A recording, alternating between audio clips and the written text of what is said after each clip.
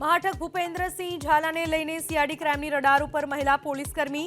મહાઠગને ભગાડવામાં police કર્મચારીએ મદદ કર્યાનો ફાર્મ હાઉસના માલિકની પૂછપરછમાં ખુલાસો.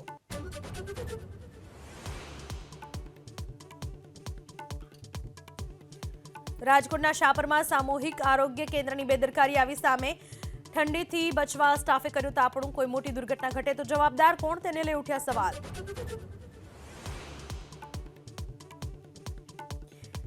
નલિયાનું તાપમાન 5.6 ડિગ્રી નોંધાયું. ભુજનું 10.4 તો કંડલાનું 13 ડિગ્રી તાપમાન. અબડાસા, લખપત અને નખત્રાણા વિસ્તારમાં 2 દિવસથી કડકડતી ઠંડી.